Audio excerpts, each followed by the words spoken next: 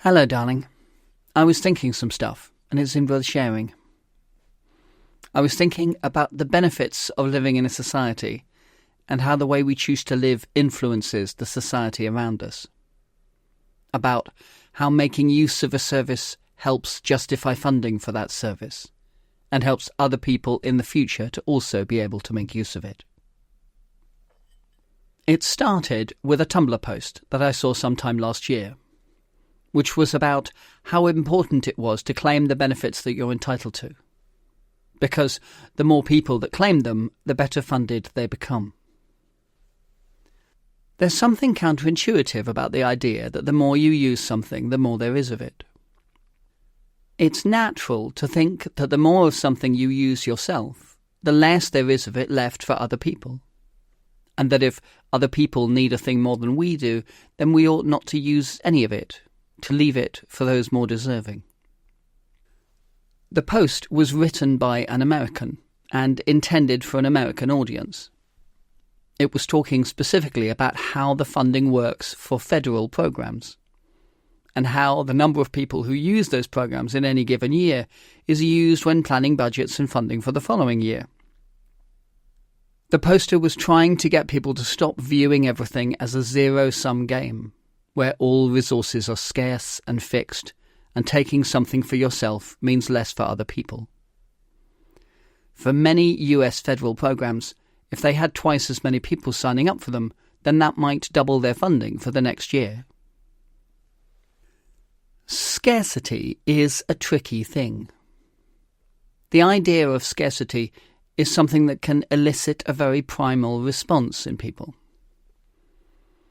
The thought that resources are plentiful makes us feel relaxed, generous. It brings out the best in us. A sense of scarcity, on the other hand, makes us feel stressed, selfish. It leads to a greater sense of friction between different groups or tribes. When we enter a scarcity mindset, people who are different from us feel like more of a threat.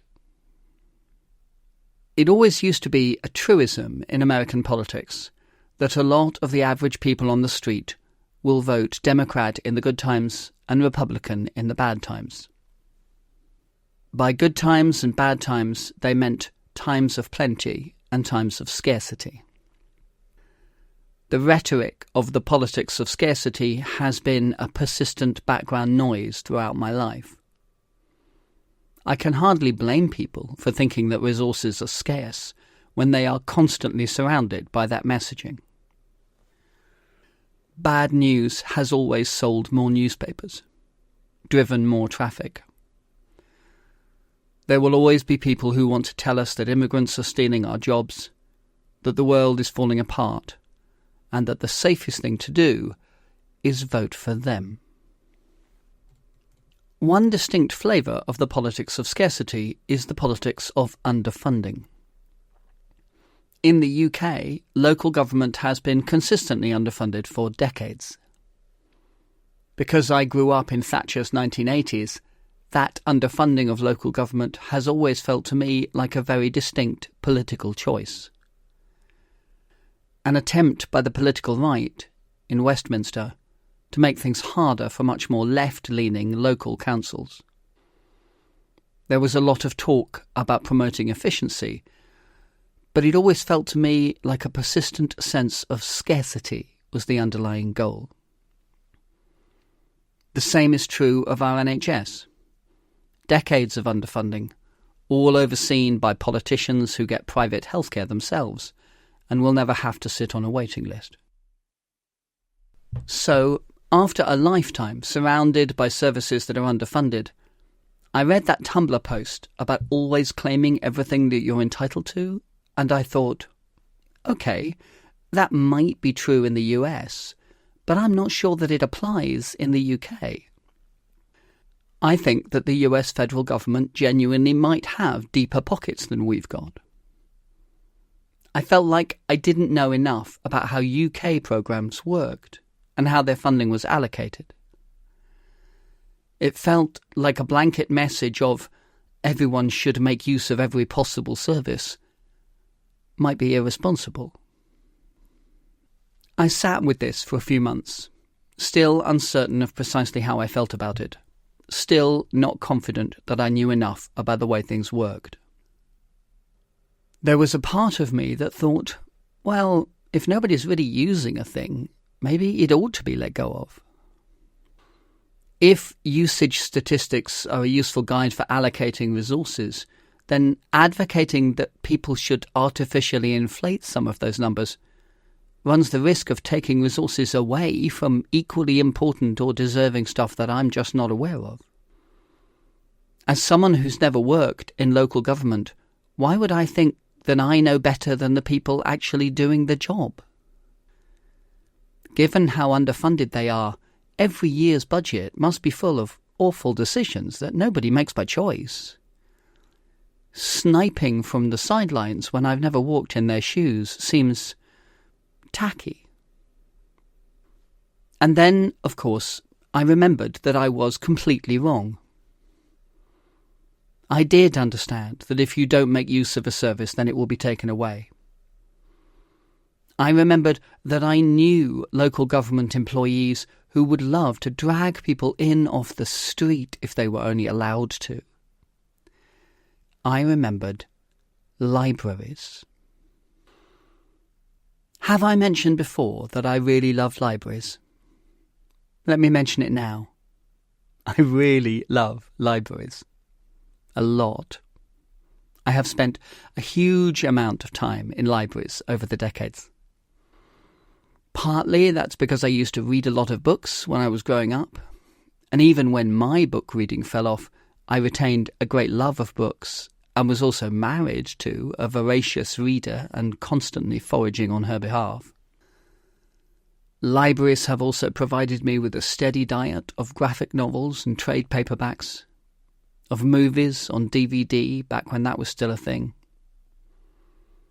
They are a warm place on a cold day, always welcoming to all, and they remain one of the few places on the high street where it is expected and normal for you to leave with as much money as you came in with.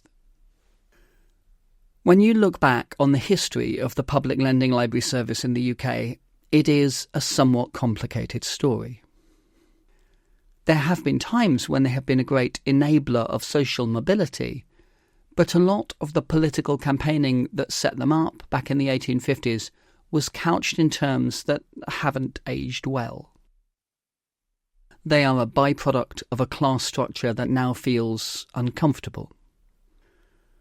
There was a concern about the immoral activities of the working classes, a sense that giving them access to improving knowledge and high-quality literature would allow them to better themselves and draw their interests away from other, less desirable pursuits. Even in the early 20th century, the shift from a closed access to an open access model, which is to say, allowing the working classes to pick the books off the shelves themselves, was bitterly controversial.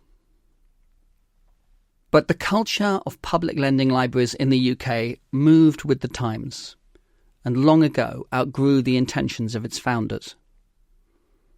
They are a key part of the safety net that local government puts in place to help support the elderly and those in poverty, offering not just free access to a wide range of reading, but also support in engaging with new technologies, as well as a wide range of other advice.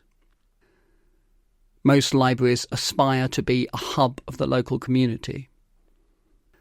If you want to find out what new things you might join in with locally, your nearest library is probably a good place to start.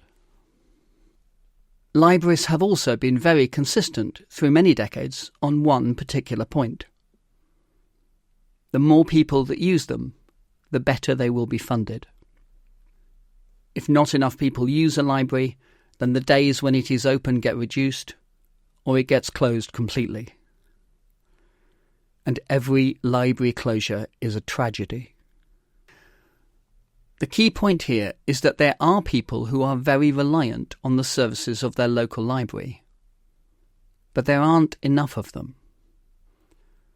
The cost of the buildings and the staff and the facilities is too great in these underfunded times. If this narrow strata of our society who are very dependent on libraries were the only users, that cost would not be felt to be justified, and many libraries would close. That is why libraries go out of their way to be community hubs and to offer as broad a range of services as they possibly can. Every person who walks through their doors for any reason is one more reason for them to be kept open.